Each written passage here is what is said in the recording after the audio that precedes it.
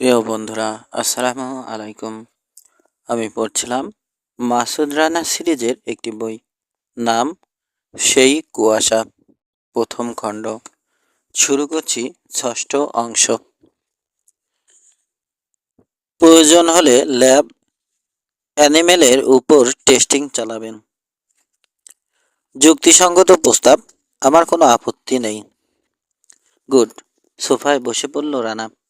কুয়াশাকে ফিরিয়ে দিল ওর পিস্তল। এবার হাতের কাজটা নিয়ে মাথা ঘামানো যাক। কর্সিকায় যাবার কথা বলছো? জিজ্ঞেস করলো কুয়াশা। না, ওটা পরে করলেও চলবে। আগে আমরা অ্যাডমিরাল জর্জ হ্যামিল্টনের সঙ্গে দেখা করব। আমার বসের ঘনিষ্ঠ বন্ধু তিনি। আমাকে বিশেষ স্নেহ করেন। বিশ্বস্ত এবং হাইলি কানেক্টেড মানুষ। আমেরিকায় ফেনিসের ব্যাপারে কোনো ক্লু থাকলে সেটা তার কাছে পাওয়া যাবে।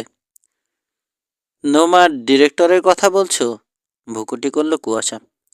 উনি একটা গবেষণা ধর্মী সংস্থার প্রধান। ফেনিসের খবর উনি জানবেন কি করে? অ্যাডমিরাল হ্যামিল্টন শুধু নোমার ডিরেক্টর নন, ব্যাখ্যা করল রানা। একই সঙ্গে তিনি নাভাল ইন্টেলিজেন্সের চিফ এবং প্রেসিডেন্টের ব্যক্তিগত উপদেষ্টা। আর কিছু না হোক, আমাকে ফাঁসানোর পেছনে কে কলকাঠি নেড়েছে তা বের করতে পারবেন। ওই লোকই ফেনিস পর্যন্ত পৌঁছে দিতে পারবে আমাদেরকে। মন্দ নয় আইডিয়াটা, সায় দিল কুয়াশা। কখন দেখা করবে অ্যাডমিরালের সঙ্গে? আজই। সকাল হোক, তারপর ফোন করব ওকে। ততক্ষণ পর্যন্ত ভোর হতে দেরি নেই, খিদেও পেয়েছে। চলুন ব্রেকফাস্ট সেরে নেই। বেশ। ইজি চেয়ার থেকে উঠে দাঁড়ালো কুয়াশা। চা কিন্তু আমি বানাবো। 10। কেবিন থেকে সবচেয়ে কাছের ফোন বুথটা 3 মাইল দূরে। কাঁচা রাস্তা ধরে একেবারে হাইওয়ে পর্যন্ত যেতে হয়। সেলফোনের বদলে ওটাকেই যোগাযোগের মাধ্যম হিসেবে ব্যবহার করার সিদ্ধান্ত নিল রানা। এতে ওর অবস্থান ফাঁস হবার ঝুঁকি থাকে না। পুরনো টয়োটো সেডানটা চালিয়ে সকাল 9:30টায় ওখানে গেল ও। রিং করল নোমা হেডকোয়ার্টারে, অ্যাডমিরাল হ্যামিল্টনের প্রাইভেট নাম্বারে। কয়েকটা রিং হতেই সাড়া দিলেন অ্যাডমিরাল। রানার কণ্ঠ শুনে উত্তেজিত গলায় বললেন, রানা, কোথায় তুমি? দুঃখিত অ্যাডমিরাল, সেটা এই মুহূর্তে জানাতে পারছি না। বুঝতে পারছি, বড্ড ঝামেলার মধ্যে আছো তুমি। সিআইএ আর এফবিআই পাগলা কুকুর হয়ে গেছে তোমাকে বাগে পাবার জন্য। ওদেরকে উস্কানি দিচ্ছে কে সেটা জানেন? ওহ, পরিস্থিতি গরম হয়ে আছে। তোমার প্রতি আমার দুর্বলতার কথা সবার জানা। নাক গলাবার সুযোগ পাচ্ছি না। তবে চোখ কান খোলা রেখেছি। কিছু জানতে পারলেই বলবো তোমাকে। আসলে ঘটছেটা কি রানা? বসের সঙ্গে কথা হয়নি আপনার? আপনার ভোরবেলা ফোন করেছিল, কিন্তু বিস্তারিত ভেঙে বলেনি। তোমার কাছ থেকে জেনে নিতে বলেছে সব। আপনার সঙ্গে আমার দেখা হওয়া প্রয়োজন অ্যাডমিরাল, আজই। ফোনে সব কথা বলা যাবে না। নিশ্চয়, কিভাবে দেখা করতে চাও সেটা পরে বলছি। তার আগে সামান্য খোঁজখবর নিতে হবে আপনাকে। ফেনিস নামে 40 দশকে একটা গুপ্ত সংঘ ছিল। ওটার ব্যাপারে কিছু কি জানা আছে আপনার? সিদ্ধান্ত নেওয়া হলো রাত 9টায় দেখা করবেন অ্যাডমিরাল। রক ক্রিক পার্কের পূব পাশে, মিশরে এভিনিউ এর এক্সিট থেকে 1 মাইল উত্তরে। গাড়ি রাখার একটা জায়গা আছে ওখানে। আরোহীরা পায়ে হাঁটা পথ ধরে পার্কের ভিতরে ঢুকতে পারে জায়গাটা থেকে। অ্যাডমিরাল জানিয়ে দিলেন, আসার আগে ফেনিস সম্পর্কে যতদূর সম্ভব তথ্য জোগাড় করে আনবেন। প্রয়োজন ছিল না, তবু তাকে সতর্ক থাকার জন্য বলে দিল রানা। দিনের বাকি সময়টা নিস্তরঙ্গভাবে কেটে গেল। কেবিনের মধ্যেই রইল রানা আর কুয়াশা। কথাবার্তা খুব একটা হলো না ওদের মধ্যে। এখনও পুরোপুরিভাবে বিশ্বাস করতে পারছে না কেউ কাউকে। এত অল্প সময়ে দুই জগতের দুজন মানুষের মধ্যে সেটা আসারও কথা নয়। বন্ধুত্ব এবং বিশ্বাস অর্জনের জন্য এখনও অনেক পরীক্ষা দিতে হবে ওদের দুজনকে। সারাটি দিন বুক সেলফ থেকে নানা ধরনের বই নামিয়ে পড়ল কুয়াশা। রানা বসে রইল রেডিওর সামনে। কাটা ঘুরিয়ে একের পর এক স্টেশনের খবর শুনল। এক্সেলসিওর হোটেল নিয়ে কোনো সংবাদ প্রচার হয় কিনা সেদিকে নজর। হলো ঠিকই, কিন্তু খুবই গুরুত্বহীনভাবে। সাধারণ হত্যাকাণ্ড হিসেবে বিবরণ দিল সংবাদ পাঠকরা। পুলিশের ধারণা, ড্রাগ রিলেটেড ক্রাইম। তিক্ত একটা হাসি ফুটল রানার ঠোঁটে। ঘটনাটা ধামাচাপা দেওয়ার ফেনিসের জুড়ি নেই। ঘটনার ধামাচাপা দেওয়ায় ফেনিসের জুড়ি নেই। তিনজন মানুষ খুন হয়েছে হোটেলে, তারপরেও কোনো রকম আলোড়ন সৃষ্টি হতে দেয়নি। বিকেল 4টের দিকে নদীর ধারে হাঁটতে বেরোলো রানা। কুয়াশাকে ডাকলো সঙ্গে যাবার জন্য, কিন্তু রাজি হলো না সে। অজ্ঞাতা একাই বেরোতে হলো ওকে। ফিরে এলো ঘন্টাখানেক পর। রানাকে কেবিনে ঢুকতে দেখে এগিয়ে এলো কুয়াশা। বলল, একটু আগে ভাগেই রক ক্রিক পার্কে চলে গেলে কেমন হয়? জায়গাটা সার্ভে করে রাখা যাবে। আমাদের অজান্তে কেউ অ্যাম্বুশ পেতে বসে থাকতে পারবে না। অ্যাডমিরাল হ্যামিল্টনকে অবিশ্বাস করবার প্রশ্নই ওঠে না। মাথা নাড়ল রানা। আমি ওর কথা বলছি না, যাদের কাছ থেকে ভদ্রলোক ফেনিসের খোঁজখবর নিচ্ছেন তাদের কথা বলছি। কিভাবে বুঝবো ওদের কেউ বিশ্বাসঘাতকতা করবে না? আমাদের সঙ্গে যে দেখা করতে আসবেন সেটা কাউকে বলবেন না, অ্যাডমিরাল, আশ্বস্ত করল নানা। তবে সতর্ক থাকতে ক্ষতি নেই। ঠিক আছে, 15 মিনিটের মধ্যেই রওনা হব আমরা। রাস্তায় একটা ডাইনার পড়বে, ওখানে ডিনার সেরে নেওয়া যাবে। কথা মতো বেরিয়ে পড়ল ওরা।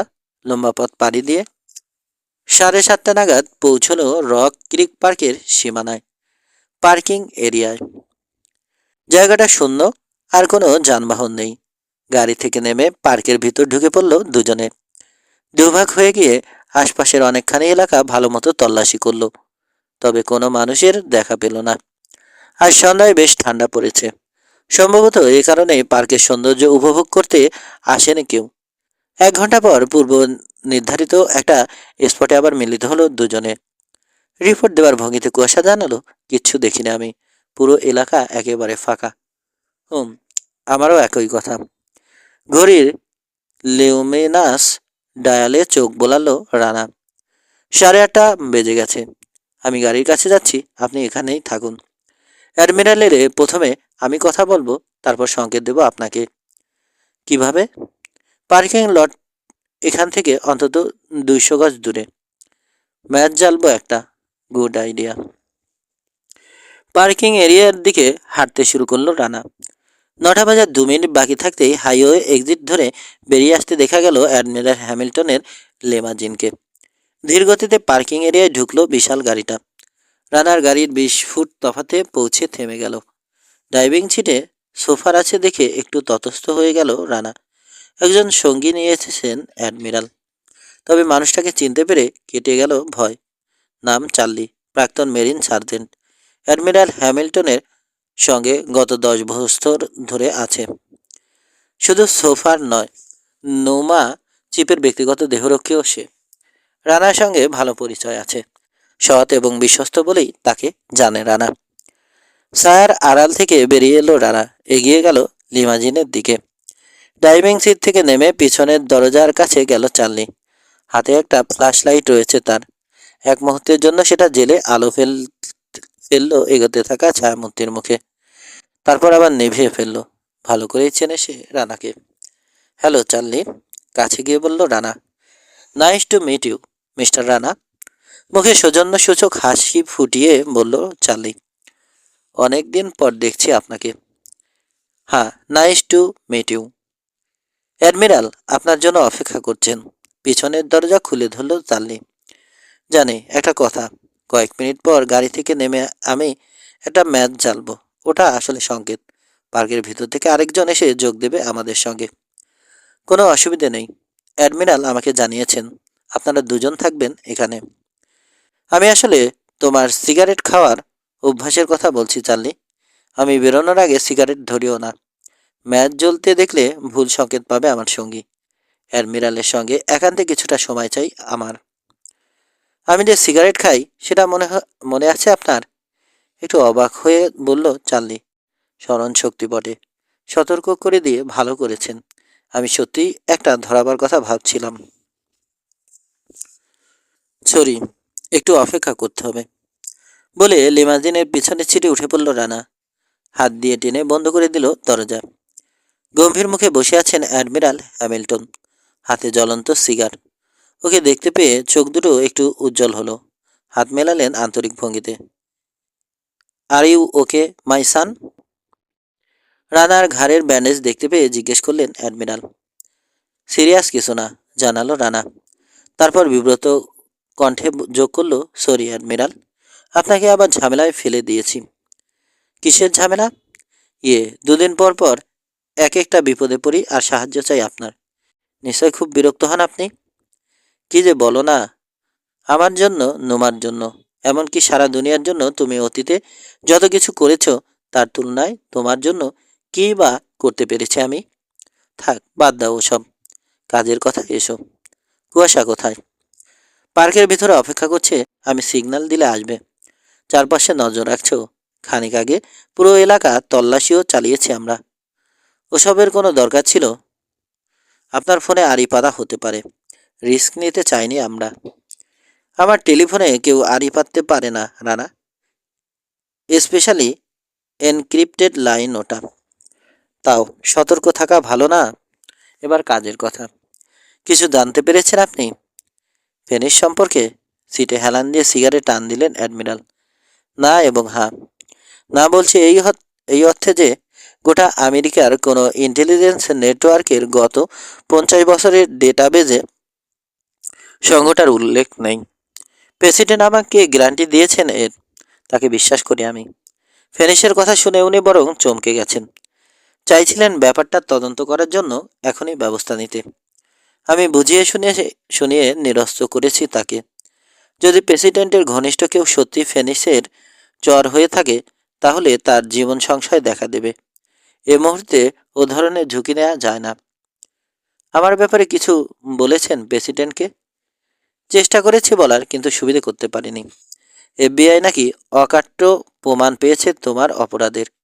প্রেসিডেন্ট তাই কোনো রকমের তদবির শুনতে রাজি নন। ফেনিসের ব্যাপারে হা ও তো বললেন, সেটা কি? হার্ড এভিডেন্স নেই, কিন্তু ভাষা ভাষা কিছু আভাস পেয়েছি সংঘটার। ইন্টেলিজেন্স জগতের সবচেয়ে পুরনো 5জন মানুষের সঙ্গে কথা বলেছি। ওদের মধ্যে 3জন ফেনিস সম্পর্কে জানে। সংঘটা আবার উদয় হয়েছে শুনে উদ্বেগ প্রকাশ করেছে ওরা। ওদেরকে প্রতিহত করার জন্য আগ বাড়িয়ে সাহায্য করতে চেয়েছে। কিন্তু বাকি 2জনের প্রতিক্রিয়া একেবারে অন্যরকম। ফেনিসের নামই নাকি শোনেনি ওরা। ব্যাপারটা একেবারে অবিশ্বাস্য। নিরেট তথ্য প্রমাণ না থাকতে পারে, অন্তত নাম তো জানা থাকার কথা। একটু খোঁজাখুঁজি করতেই রীতিমতো দুর্ব্যবহার করেছে ওরা আমার সঙ্গে। খুবই অদ্ভুত আচরণ। বন্ধু মনে করতাম ওদের 2জনকে, অথচ ফেনিসের প্রসঙ্গ তোলায় আমার প্রতি অসৌজন্য দেখাতে বাধল না ওদের। এই দুজনের নাম দিতে পারেন আমাকে? নিশ্চয়। বলতে বলতে ভুরু কুঁচকে উঠল অ্যাডমিরালের। তার দৃষ্টি অনুসরণ করে লিমাজিনের জানালা দিয়ে বাইরে তাকালো রানা। গাছপালার ফাঁক দিয়ে ক্ষণে ক্ষণে ঝিলিক দিয়ে উঠছে আলো। একের পর এক ম্যাচের কাঠি জ্বালছে কেউ। কপালে ভাঁজ পড়ল রানার। ম্যাচ জেলে সংকেত দেবার কথা ওর, কুয়াশা জ্বালছে কেন? ভালো করে তাকাতেই একটা ছন্দ লক্ষ্য করলো আলোর মধ্যে। Morse code. তাতে উল্লেখ করা হচ্ছে একটা মাত্র শব্দ, বিপদ। ঝট করে অ্যাডমিরাল হ্যামিল্টনের দিকে ফিরল রানা। কি হয়েছে? নোমাচিপের চোখে বিভ্রান্ত দৃষ্টি। আপনার ফোন লাইনটা আসলে কতখানি নিরাপদ অ্যাডমিরাল? জিজ্ঞেস করল রানা। 100%, জোর কণ্ঠে জানালেন হ্যামিল্টন। কেউ আড়ি পাতার চেষ্টা করলেও সেটা জানতে পারি আমি। সুইচ টিপে জানালার কাছ নামালো রানা। ডাকলো সোফারকে। চার্লি, এদিকে এসো। কাছে এলে জানতে চাইল, তোমাদেরকে কেউ ফলো করেছে? না মিস্টার রানা, মাথা নাড়ল চার্লি। পিছনে সারাক্ষণ একটা চোখ রেখেছি আমি। অ্যাডমিরাল সতর্ক করে দিয়েছিলেন। গাছের ওখানের ম্যাচ জ্বালছে কে? আপনার বন্ধু নাকি? হ্যাঁ, ওর ধারণা আমরা ছাড়াও আরও লোক হাজির হয়েছে এখানে। অসম্ভব, বলে উঠলেন হ্যামিল্টন। কেউ ফলো করেনি আমাদেরকে। এই মিটিংয়ের খবরও ফাঁস হবার উপায় ছিল না। যদি কেউ এখানে এসে থাকে, সেটা বিচ্ছিন্ন ঘটনা। আফটার অল, এটা একটা পাবলিক পার্ক। কিছু মনে করবেন না স্যার, ব্যাপারটা অত সহজ নয়। কোনো হেডলাইট দেখিনি আমরা, গাড়িও দেখা যাচ্ছে না আশপাশে। যেই এসে থাকুক, নিজেকে লুকিয়ে রাখার চেষ্টা করছে। পার্কে বেড়াতে আসা সাধারণ মানুষের আচরণ নয় ওটা। কিন্তু কিভাবে পৌঁছলো এখানে? ফলো করার অনেক টেকনিক আছে। আপনার গাড়িতে কোনো ধরনের হোমিং ডিভাইস ফিট করা হয়েছে কিনা রওনা হবার আগে সেটা চেক করে দেখেছেন? গুড গড, আতকে উঠলেন হ্যামিল্টন। এখন কি করা? দরজা খুলে নেমে পড়ল রানা। চার্লিকে বলল, গাড়িতে উঠে ইঞ্জিন চালু করো। আমি হোমিং ডিভাইস সরাবার ব্যবস্থা করছি। তারপর সবাই কেটে পড়ব এখান থেকে। পার্কিং লট থেকে বেরোনোর সময় উত্তর দিকের রাস্তার পাশে একটু থেমো।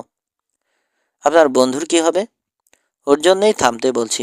দরজা খুলে ধরবো আমি। ও যাতে দৌড়ে এসে উঠে পড়তে পারে গাড়িতে। 1 মিনিট মিস্টার রানা, বাধা দিয়ে বলল চার্লি। বিপদ যদি দেখা দেয়, কারোর জন্য থামবো না আমি। না আপনার জন্য, না আপনার কোনো বন্ধুর জন্য। একটাই দায়িত্ব আমার, অ্যাডমিরালকে রক্ষা করা। অন্য কারোর জন্য ঝুঁকি নেওয়া সাজে না আমার। তর্ক করো না চার্লি, গরম গলায় বলল রানা। যা করতে বলছি ভেবে চিন্তেই বলছি। ওর কথা শোনো চার্লি, বলে উঠলেন হ্যামিল্টন। ইয়েস স্যার, আপনি যা বলেন। তাড়াতাড়ি লিমোজিনের পিছনে গিয়ে শুয়ে পড়ল রানা। ঢুকে গেল গাড়ির তলায়। হোমিং ডিভাইস ফিট করার জন্য ট্যাঙ্কের তলার অংশটাই সবচেয়ে আদর্শ। চার্লির ফ্ল্যাশ লাইটটা নিয়ে এসেছে। ওটা জেলে খুঁজতে শুরু করলো জিনিসটা। কয়েক সেকেন্ড পরেই গর্জে উঠল ইঞ্জিন। ড্রাইভিং সিটে উঠে কথা মতো স্টার্ট দিয়েছে চার্লি। শব্দটা হবার সঙ্গে সঙ্গে নরক ভেঙে পড়ল চারপাশে। অন্ধকার ভেদ করে শক্তিশালী একটা আলোক রশ্মি আসে পড়ল অ্যাডমিরাল হ্যামিল্টনের বিশাল গাড়িটার উপর। পর মুহূর্তে আকাশ বাতাস কাঁপিয়ে গর্জে উঠল মেশিন গান। রানা তখনও হোমিং ডিভাইসটা খুঁজে পায়নি। দুপাশে গাড়ির পিছনের চাকার কর্কশ আওয়াজ শুনল। হুট করে লিমোজিনটা সরে গেল ওর শরীরের উপর থেকে। গুলির প্রথম ধারায় এরই মধ্যে ওটার ডান পাশের কাছ চূর্ণ বিচ্ছিন্ন হয়ে গেছে। শরীরে সৃষ্টি হয়েছে বেশ কটা ফুটো। উন্মুক্ত পার্কিং লটের মাঝখানে চিত হওয়া অবস্থায় নিজেকে নাঙ্গা মনে হলো রানার। আত্মরক্ষার উপায় নেই। এই বুঝি বুলেটের মসুল ধারা ওকে ছিন্ন ভিন্ন করে ফেলে। কিন্তু বাস্তবে তা ঘটল না। আত্মচাই যেই হোক, লিমোজিনকে ঠেকানো তার প্রধান লক্ষ্য। ক্রমাগত গুলি ছুটছে গাড়িটাকে টার্গেট করে। নিয়ন্ত্রণ হারানোর ভঙ্গিতে লিমোজিনকে এদিক ওদিক দোল খেতে দেখল রানা। মুখ ঘুরিয়ে পার্কিং লট থেকে বেরিয়ে যাবার জন্য চার্লি যুদ্ধ করছে স্টিয়ারিং হুইল নিয়ে। শেষ পর্যন্ত তীক্ষ্ণ একটা চক্কর খেয়ে ঘুরে গেল বটে, কিন্তু কর্কশ শব্দ তুলে বন্ধ হয়ে গেল ইঞ্জিন। হেডলাইটের আলোয় দুজন মানুষকে গাড়ির দিকে ছুটে আসতে দেখল রানা। হাতে অটোমেটিক রাইফেল। দেরি করল না ও, গড়ান দিয়ে ফায়ারিং পজিশনে গেল। 6 আওয়ার তাক করে নেমেষে গুলি ছুড়ল লোক দুটোকে লক্ষ্য করে। ভারী বুলেটের আঘাতে ছুটন্ত অবস্থায় হুমড়ি খেল দুই খুনি। মুখ থুবড়ে আছড়ে পড়ল কংক্রিটের উপর। অক্কা পেয়েছে সঙ্গে সঙ্গে। আরেক দফা গুলি বর্ষণ করল মেশিন গান। দাঁড়িয়ে থাকা লিমাজিনের বাম পাশের কাচ এবার গুঁড়ো গুঁড়ো হয়ে ঝরে পড়ল। চেসিসটা মুরব্বার মতো গর্ত হয়ে যেতে বসেছিল। কিন্তু পিস্তলের একটা সিঙ্গেল শটের শব্দ শোনা গেল। পর মুহূর্তে থেমে গেল মেশিন গানের গর্জন। ঘাড় ফিরিয়ে গুলির উৎসের দিকে তাকালো রানা।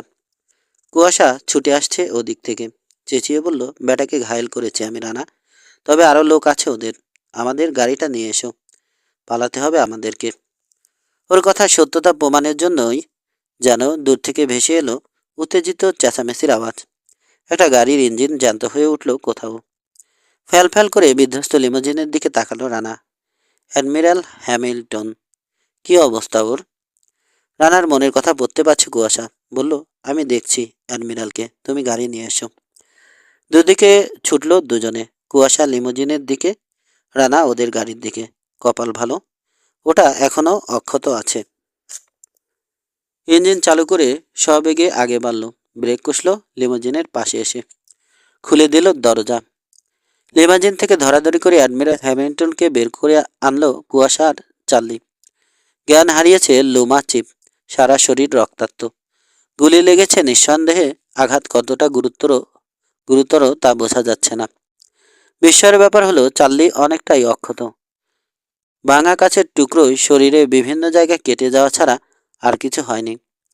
মেশিন গানের সমস্ত গুলি লিমোজিনের প্যাসেঞ্জার সিট লক্ষ্য করে ছোড়া হয়েছে। সোফারকে নিয়ে মাথা ঘামায়নি আত্মতায়ী।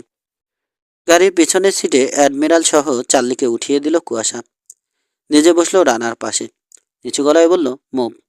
ভদ্রলোককে যত দ্রুত সম্ভব হাসপাতালে নিয়ে যেতে হবে আমাদের।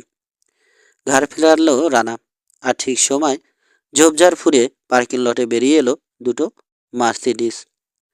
1 সেকেন্ডের বেশি দেখলো না ও। হ্যান্ড ব্রেক রিলিজ করে মেঝের সাথে চেপে ধরল অ্যাক্সেলারেটর। ঝড়ের বেগে বেরিয়ে এলো পার্কিং লট থেকে। ছুটতে শুরু করলো হাইওয়ে ধরে।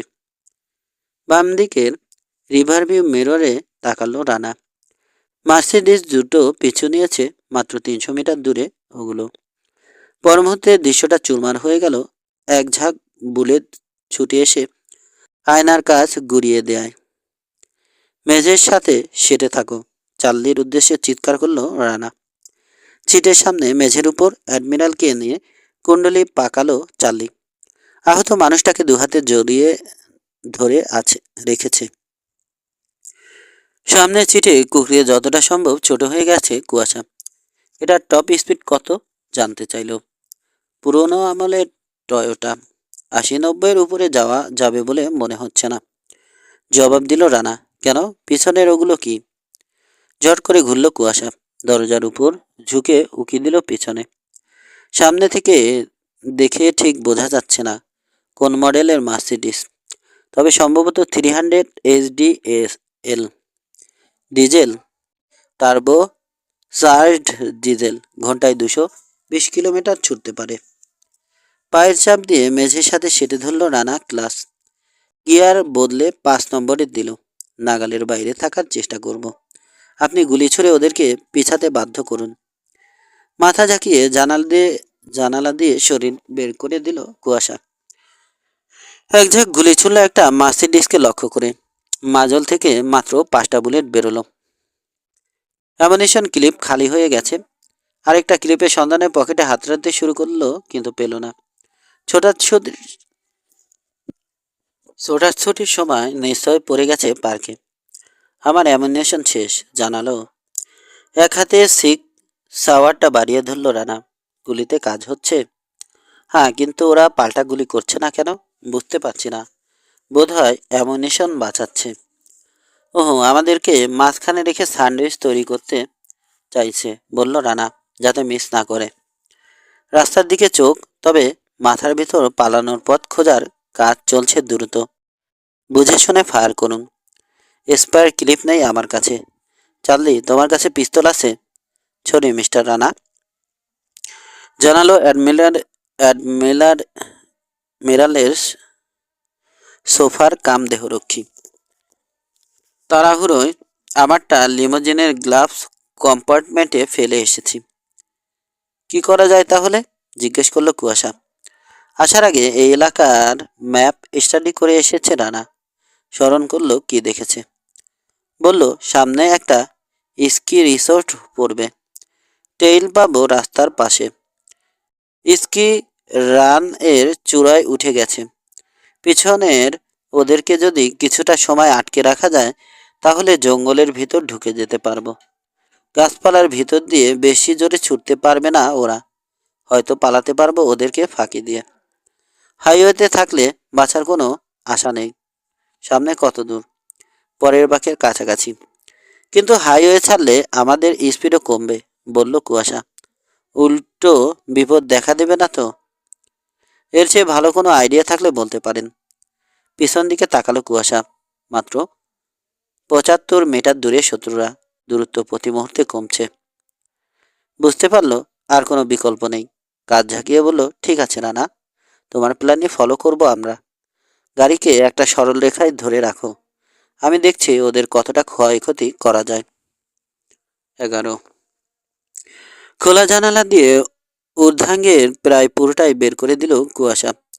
শরীর ঘুরিয়ে মুখোমুখি হলেও সামনের মার্সিডিজের স্থির হাতে 6 সাওয়ার তাক করলো ওটার দিকে।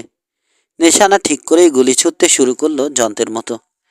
এক সারিতে উইন্ডশিল্ডের এক মাথা থেকে অন্য মাথা পর্যন্ত বুলেট ঢোকাচ্ছে। ব্রেকে চাপ দিল মার্সিডিজের ড্রাইভার। বনবন করে হুইল ঘোরালো লাইন অফ ফায়ার থেকে সরে যাবার জন্যে। মাথাও নামিয়ে ফেলল। রিয়াকশনটা যথেষ্ট দ্রুত হলো না। হাজারটা টুকরো হয়ে গেল উইন্ডশিল্ডের কাজ ছড়িয়ে পড়ল গাড়ির ভেতরে। দ্বিতীয় মার্সিডিসের ড্রাইভার ঠিক পিছনেই ছিল। সামনে কি ঘটছে দেখতে পায়নি। প্রথম গাড়ির টেইল লাইট হঠাৎ করে লাল হয়ে উঠতে দেখে ভ্যাবাচাকা খেয়ে গেল সে। পিছনে থেকে প্রথম মার্সিডিসকে ধাক্কা দেওয়ার সময় অসহায় দৃষ্টিতে তাকিয়ে থাকলো। দেখলো ধাক্কা খেয়ে ঘুরে যাচ্ছে গাড়িটা। চোখের পলকে উল্টো দিকে অর্থাৎ তার দিকে মুখ করলো সেটা। থেমে গেল দুটো গাড়ি। কাজ হয়েছে, খুশি খুশি গলায় বলল কুয়াশা। শরীর ঢুকিয়ে নিল টয়োটার ভিতরে। নির্বিকার রইল রানা। বলল শক্ত হন। বাকের কাছে এসে পড়েছি। স্পিড কমালো। সরু একটা তুষার ঢাকা পথে ঘুরিয়ে নিল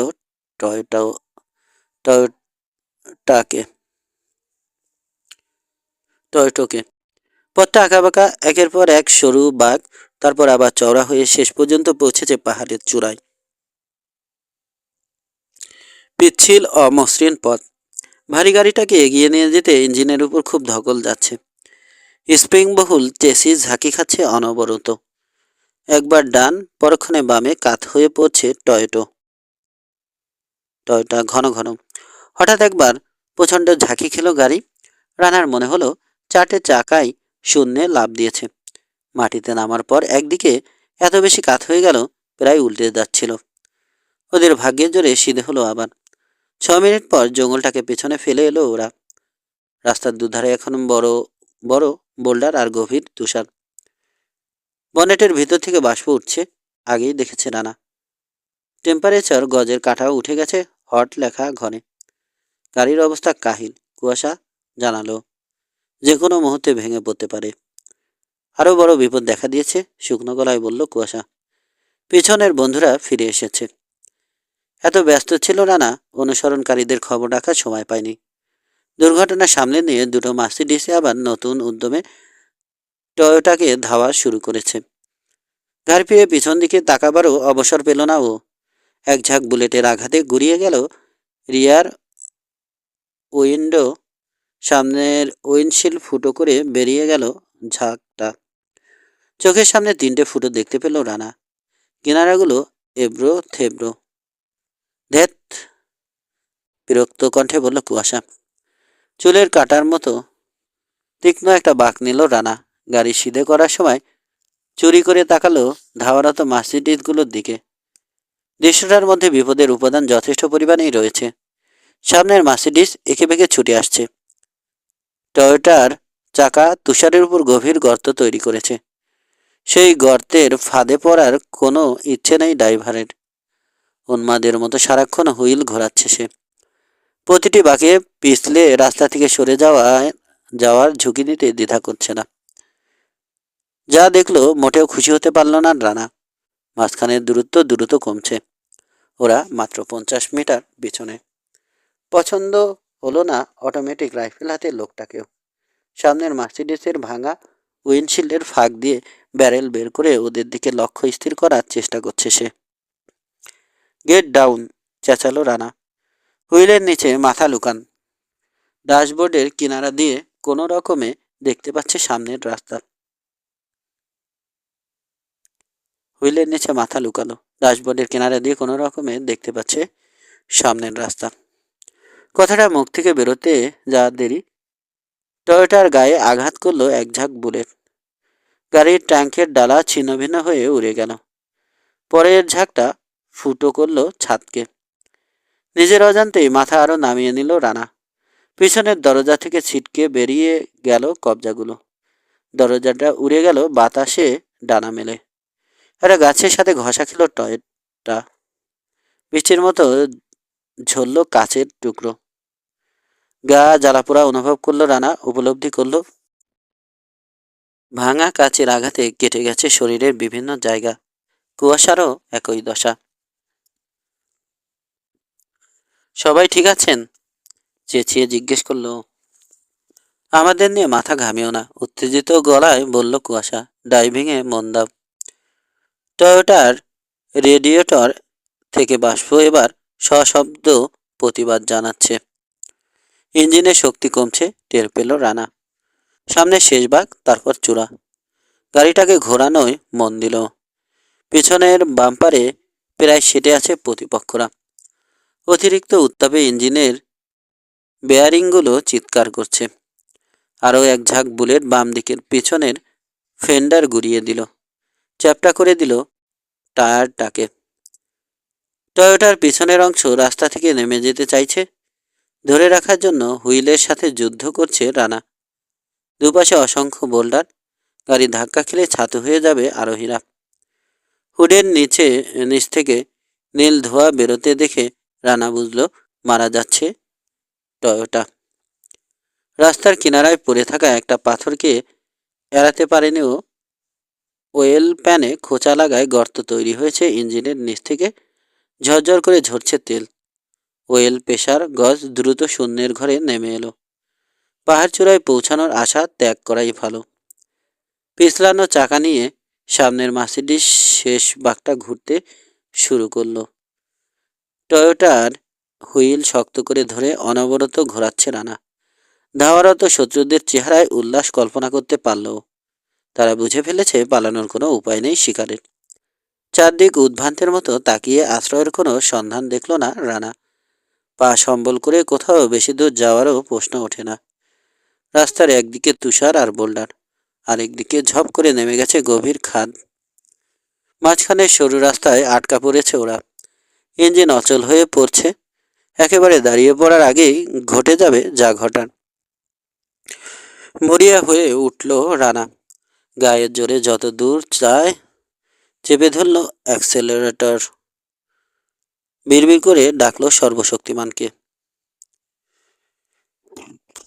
প্রার্থনার জোরেই কিনা কে জানে হঠাৎ বদলে গেল ইঞ্জিনের আওয়াজ। সামনের চাকাগুলো দেবে গেল তুষারের ভিতর। পর মুহূর্তে ছেড়ে দেয়া স্প্রিংয়ের মতো সামনে লাফ দিল টয়োটা। একবারে চেষ্টাতেই উঠে এলো চূড়ায়। পেছনে নীল ধোঁয়া আর সাদা বাষ্পের মেঘ উঠল। খোলা স্কি রানের মাথায় পৌঁছে গেছে ওরা। লক্ষ্য করলো রানা, ওর দিকের ঢালটা রশি দিয়ে আলাদা করে রাখা হয়েছে। বিপজ্জনক বলে এদিকে কাউকে স্কি করতে নিষেধ করা হয়েছে। রশির সাথে ঝুলে থাকা রঙিন বোর্ডগুলোয় তাই লেখা। রানার এটাই শেষ রাস্তার এটাই শেষ মাথা। হতাশ কণ্ঠে বলল কুয়াশা। ওহো, রাস্তা এখনো আছে। আশ্চর্য রকম ঠান্ডা রানার কণ্ঠ। ঝট করে ওর দিকে তাকালো কুয়াশা। তারপরেই তার চোখ বিস্ফারিত হয়ে উঠল। তুমি কি ভাবছো? ইয়া মাবুদ, না। মার্সিডিজ দুটো পৌঁছে গেল। প্রতিপক্ষ থুতু ছুড়লেও ওদের গায়ে লাগবে। টয়োটার দুপাশে চলে এসেছে প্রায়। হুইলে মোচড় দিল রানা। গাড়িটাকে নামিয়ে দিল স্কি রানের বিপজ্জনক ঢালে। জমাট বাঁধা শক্ত বরফের উপর দিয়ে তীরবেগে নামতে শুরু করলো টয়োটা। প্রতি মুহূর্তে আরও বাড়ছে গতি। হুইলটা আলতোভাবে ছুঁয়ে আছে রানা। প্রায় ঘোরাচ্ছেই না। ব্রেকের উপরেও কোনো চাপ দিচ্ছে না। একটু এদিক ওদিক হলেই চরকির মতো ঘুরতে শুরু করবে টয়োটা। যদি আড়াআড়িভাবে পিছলাতে শুরু করে, অবধারিত পরিণতি হবে ঘন ঘন ডিগবাজি খাওয়া। পাহাড়ের গোড়ায় পৌঁছবে কিছু ভাঙা হাড় আর লোহা লক্কর। ভয়ে চোখ বন্ধ করে ফেলল টয়োটার আরোহীরা। বুলেটের ঝাঁঝরা পেছনের চাকার রাবার খসে যাওয়ায় ভাগ্যকে ছোট্ট একটা ধন্যবাদ দিল রানা। চুপসে যাওয়া টায়ার থেকে মুক্ত হয়ে কাঠামোর জোড়া কিনারা বরফের গায়ে আলাদাভাবে কামড় বসাতে পারছে। ভারসাম্য রক্ষায় সাহায্য পাচ্ছে ও। স্পিডোমিটারের কাঁটা 70 ঘরে উঠে গেল। এই সময় তুষারের এক ঝাঁক অতিকায় স্তূপ ছুটে আসতে দেখল। আলতো স্পর্শে টেইল থেকে সামান্য সরিয়ে দিল রানা গাড়িটাকে। চলে এলো মসৃণ বরফে। আপনা থেকেই শরীরের পেশি শক্ত হয়ে গেল। ঝাঁকি খাবার জন্যে তৈরি। এক চুল এদিক ওদিক হলে ছাতু হয়ে যাবে সবাই ওরা। এক পাশে অনেকগুলো তুষার স্তূপ, আরেক পাশে সারি সারি গাছ, মাঝখান দিয়ে আঁকাবাঁকা পথ, কোনোটার সাথে ঘষা লাগলো না। সরু পথ ধরে পরিষ্কার বেরিয়ে এলো টয়োটা। চওড়া বাধাহীন ঢালে বেরিয়ে এসেই ঝট করে পিছন ফিরে পিছন দিকে তাকালো রানা। প্রথম মার্সিডিসের ড্রাইভার কাণ্ডজ্ঞানে চমৎকার পরিচয় দিল। স্তূপগুলোকে এড়াবার জন্যে টয়োটার ফেলে আসা চাকার দাগ অনুসরণ করল সে। দ্বিতীয় মার্সিডিসের ড্রাইভার হয় ওগুলোকে দেখেনি বা বিপজ্জনক বলে মনে করেনি। নিজের ভুল বুঝতে পারল অনেক দেরিতে। ব্যস্ততার সাথে সংশোধনের জন্য গাড়িটাকে ঘন ঘন ডানে বাঁয়ে ঘোরালো সে। এভাবে 3 কি 4টে স্তূপকে এড়াতে পারল লোকটা। তারপর একটার সঙ্গে মুখোমুখি ধাক্কা খেল। গাড়ির সামনের অংশ তুষারের ভিতরে ঢুকে গেল। উঁচু হলো পেছনটা। 90 ডিগ্রি কোণ সৃষ্টি করে ঝুলে থাকলো সেটা। তারপর শুরু হলো ডিগবাজি খাওয়া। নিরেট বরফে পড়ল, খাড়া হলো, আবার পড়ল, আবার খাড়া হলো। প্রতিবার গাড়ি থেকে কিছু না কিছু ছিটকে পড়ছে, শুধু আরোহীরা বাদে। কারণ ডিগবাজি খাওয়ায় চ্যাপ্টা হয়ে গেছে বডি, জ্যাম হয়ে গেছে দরজা। গাড়ি থেকে ছিটকে পড়লে আরোহীরা হয়তো প্রাণে বেঁচে যেত। মাউন্টিং থেকে ছিঁড়ে বেরিয়ে গেল ইঞ্জিন। ছিটকে জঙ্গলের দিকে চলে গেল।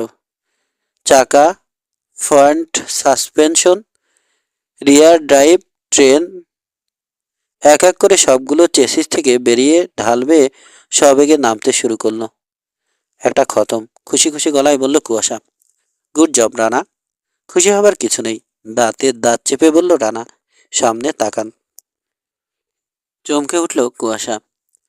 টেইলে উঁচু হয়েছে একটা স্কি জাম্প,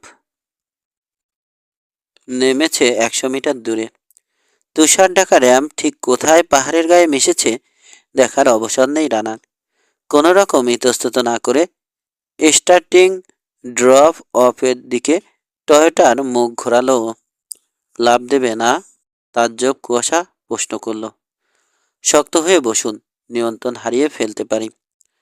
আছে নাকি যে হারাবে? কম্পিটিশনের জন্যে যে ধরনের কাঠামো তৈরি করা হয় এটা তার চেয়ে অনেক ছোট। তবে র্যাম্পটা টয়োটাকে ধারণ করার জন্যে যথেষ্ট চওড়া। খানিকটা জায়গা পড়েও থাকবে। ক্রমশ উঁচু হয়েছে ঢালটা, তারপরে সমতল, খানিকটা বিস্তৃতি, সবশেষে দেবে গেছে র্যাম্প। 30 মিটার এগিয়ে গ্রাউন্ড এর 20 মিটার উপরে হঠাৎ করে শেষ হয়ে গেছে। স্টার্টিং গেটের দিকে গাড়ি তাক করল রানা। টয়োটার চওড়া বডির আড়ালে লুকিয়ে রাখল স্কি জাম্প। সাফল্য নির্ভর করছে সময় জ্ঞান আর প্রয়োজন মতো স্টিয়ারিং হুইল ঘোরানোর উপর। একেবারে শেষ মুহূর্তে সামনের চাকা স্টার্টিং লাইন পেরোবার আগেই স্টিয়ারিং হুইলে মোচড় দিল রানা। টয়োটার পিছনটা ঘুরে গেল, চরকির মতো পাক খেতে শুরু করলো। র্যাম্পটাকে এড়িয়ে গেল গাড়ি। টয়োটার আকস্মিক অস্থিরতা লক্ষ্য করে ঘাবড়ে গেল মার্সিডিসের ড্রাইভার। সংঘর্ষ এড়াবার জন্য সরল রেখা থেকে সরিয়ে নিল গাড়িকে। স্টার্টিং গেট দিয়ে ভিতরে ঢুকলো নিখুঁতভাবে। টয়োটাকে সোজা পথে ফিরিয়ে আনার জন্য প্রাণপণ চেষ্টা করছে রানা। ঘাড় ফিরিয়ে মার্সিডিসের দিকে তাকালো কুয়াশা। সমস্ত নিয়ন্ত্রণ হারিয়ে কিনারা থেকে নেমে গেল গাড়িটা। মুহূর্তের জন্য সেটাকে আকাশের গায়ে ডানাবিহীন মোটাসোটা একটা পাখির মতো লাগলো। র্যাম্পের কিনারা ছাড়ার মুহূর্তে ঘন্টায় 120 কিলোমিটার বেগে ছুটছিল ওটা। নিচে পড়ে প্রথমে ওটা চ্যাপ্টা হলো, তারপর গড়িয়ে নামার সময় খুলে খুলে পড়ল এক একটা পার্টস।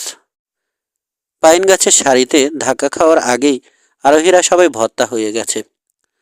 বড় বেশি ঝুঁকি নিয়েছ, বলল কুয়াশা। আর একটু হলে আমরাও আকাশে উঠতাম। এত ভয় পেলে চলে? এই প্রথমবারের মতো হালকা হাসি ফুটল রানার ঠোঁটে। র্যাম্প থেকে স্কি রিসোর্টের বিল্ডিংগুলোর দূরত্ব বেশি নয়। রাতের বেলা বলে স্কিয়ার নেই, তবে রিসোর্টের নাইট শিফটের কর্মচারী আর সিকিউরিটি গার্ডেরা আছে। অ্যাক্সিডেন্টের আওয়াজ শুনে ছুটে আসতে দেখা গেল ওদেরকে। টয়োটার হেডলাইট নিভিয়ে দিল রানা। মানুষগুলোর দৃষ্টি এড়িয়ে ভিন্ন একটা পথে রিসোর্টের পার্কিং লটে নিয়ে গেল ভগ্নপ্রায় গাড়িটাকে। এবং 3 মিনিটের মধ্যে ওখান থেকে একটা ভ্যান চুরি করলো।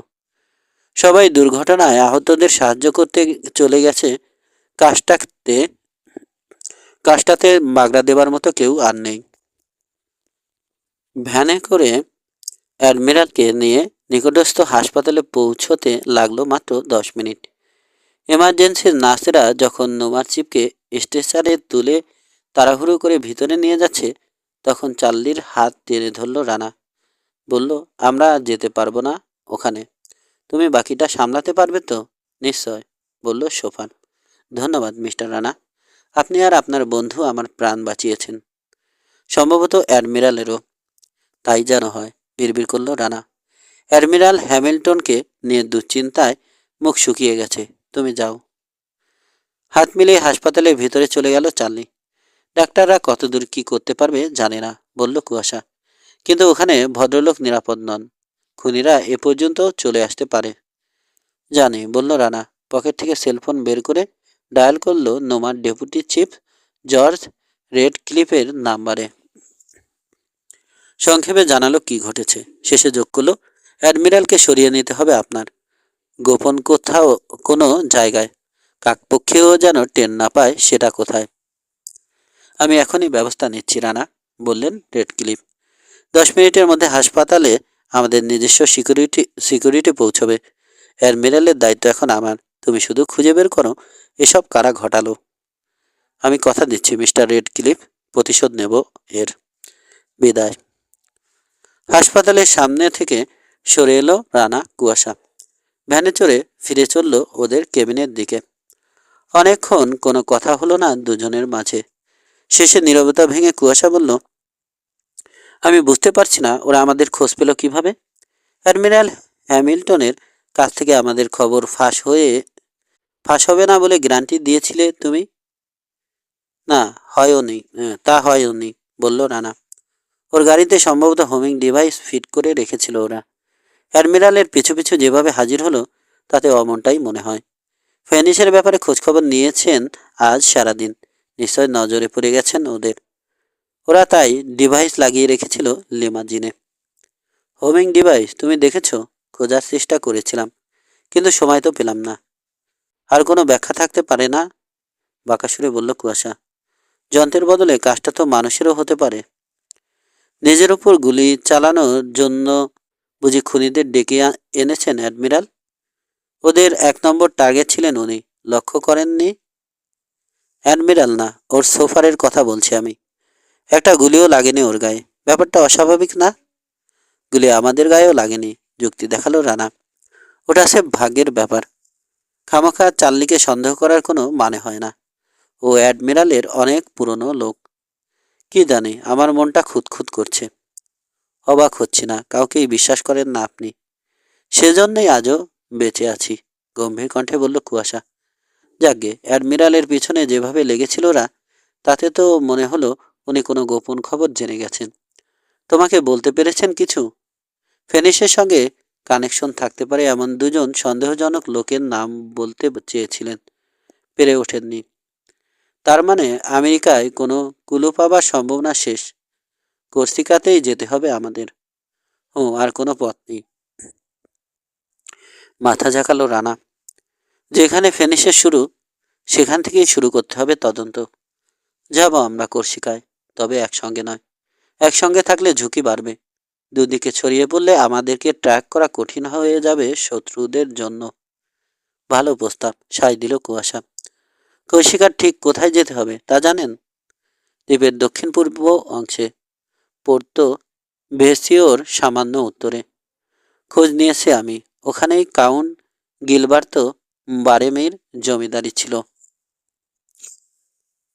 ঠিক আছে, ওখানেই আবার মিলিত হব আমরা, আজ থেকে 3-4 দিন পর। নির্ভর করছে ঘুরপথে কর্সিকায় পৌঁছতে কতটা সময় লাগবে তার উপর। যেই ওখানে আগে পৌঁছাক, স্থানীয় যে কোনো সরাইখানায় উঠবে। তাহলে অন্যজন সহজে খুঁজে নিতে পারবে তাকে। কি বলেন? আমার কোনো আপত্তি নেই।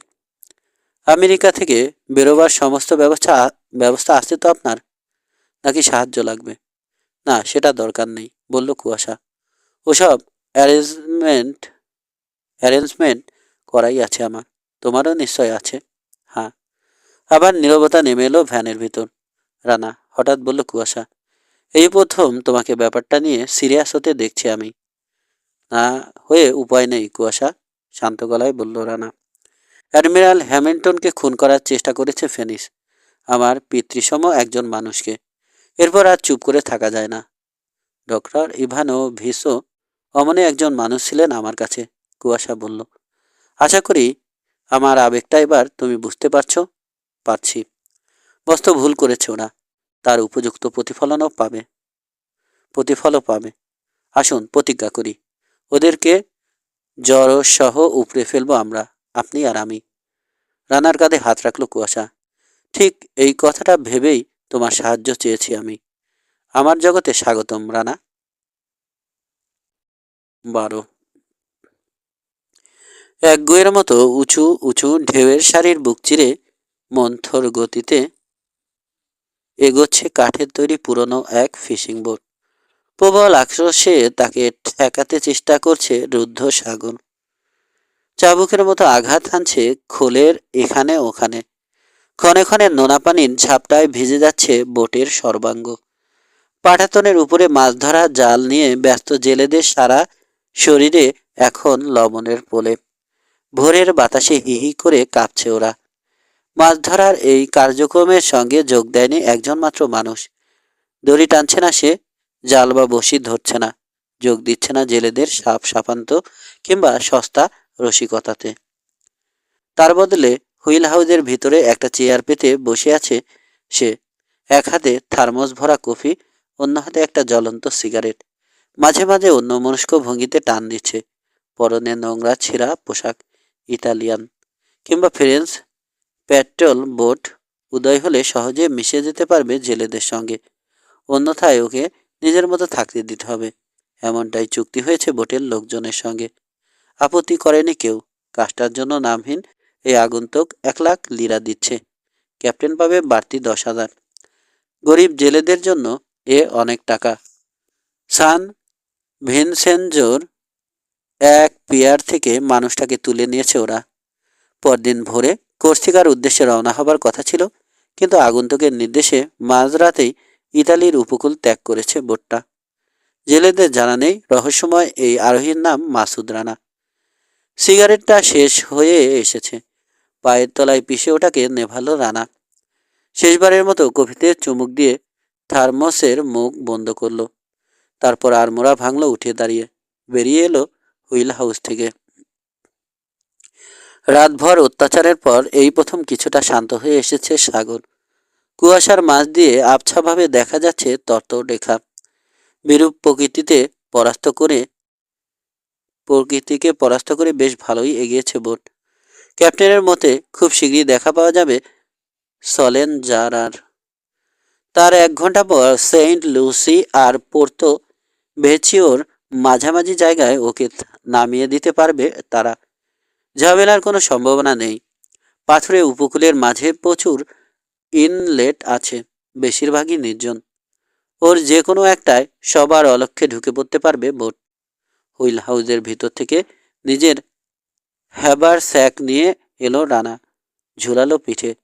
ওটার ভিতরে জামাকাপড় ছাড়াও কয়েক দেশের ভুয়া পাসপোর্ট, নকল আইডেন্টিফিকেশন আর নগদ টাকা রেখেছ। হারিয়ে গেলে বা চুরি হয়ে গেলে মহা ঝামেলায় পড়ে যাবে। সেনিয়র ক্যাপ্টেনকে এগিয়ে আসতে দেখা গেল। ময়লা দাঁত বের করে হাসছে। ইটালিয়ান ভাষায় বলল, এক্কে সলেন যারা সি আরি ভেরোমো সুবিত্তো ত্রেন্তা মিনুতি নট দি পোর্তো ভেসিও বেনিসিমো ক্যাপিতান, পাল্টা জবাব দিল রানা। গ্লাৎসি প্রগো বলে হুইল হাউসে ঢুকে গেল লোকটা। বোট চালানোর দায়িত্ব তুলে নিল নিজ হাতে। 8 ঘন্টার মধ্যে ডাঙায় পৌঁছবে রানা, কোচিকার সেই পাহাড়ি এলাকায়, যেখানে ফেনিসের জন্ম হয়েছে। সঙ্গটার সৃষ্টির ব্যাপারে কারো মনে কোনো সন্দেহ নেই। কিন্তু 50-এর দশক পর্যন্ত ওরা যে ভাড়াটে খনি সরবরাহ করত, এ তথ্যটাই প্রশ্নবিদ্ধ। ফেনিস সম্পর্কে বাকি পৃথিবীর জ্ঞান এত কম যে বোঝা মুশকিল ওদের গল্পের কতখানি সত্যি আর কতখানি মিথ। ফেনিসের কিংবদন্তি একই সঙ্গে বাস্তব এবং কল্পিত। পুরোটাই এমন এক রহস্যের আবরণে মোড়া, যার উৎস সম্পর্কে জানা নেই কারো। কর্সিকার পাগলাটে কাউন্ট গিলবার্তো বারেমির ডাকে নাকি গড়ে উঠেছিল এই সঙ্গ। একাদশ শতাব্দীর হাসাসিন গোত্রকে যেভাবে জন্ম দিয়েছিলেন শেখ হাসান ইবনে আল সাবাহ, দুটোর মধ্যে এই মিল দেখে সন্দিহান হয়ে উঠতে হয়। হয়তো পুরোটাই এক আধুনিক রূপকথা, বাস্তবেও কোনো প্রমাণ নেই। আজ পর্যন্ত কোনো আদালতে ফেনিসের বিপক্ষে সাক্ষী দেয়নি কেউ। এমন কোনো খুনি ধরা পড়েনি যার সঙ্গে সঙ্গটার যোগাযোগের আলামত পাওয়া গেছে। কেউ যদি কখনো কোথাও স্বীকারোক্তি দিয়েও থাকে, তা জনসম্মুখে আসেনি। যা আছে তা সেফ গুজব, লোকের কান কথা। প্রকাশ্যে কেউ কোনোদিন ফেনিস সম্পর্কে উচ্চবাচ্য করেনি। দুনিয়ার সমস্ত দেশের সরকার আর আইন প্রয়োগকারী সংস্থাও আশ্চর্য রকমের নীরব এই বিশেষ সংগঠনের অস্তিত্বের বিষয়ে। এই নীরবতাই রানাকে কৌতূহলী করে তুলেছে। ওটা কি ইচ্ছাকৃত, নাকি জোর খাটিয়ে সবাইকে বাধ্য করা হচ্ছে মুখ বন্ধ রাখার জন্য?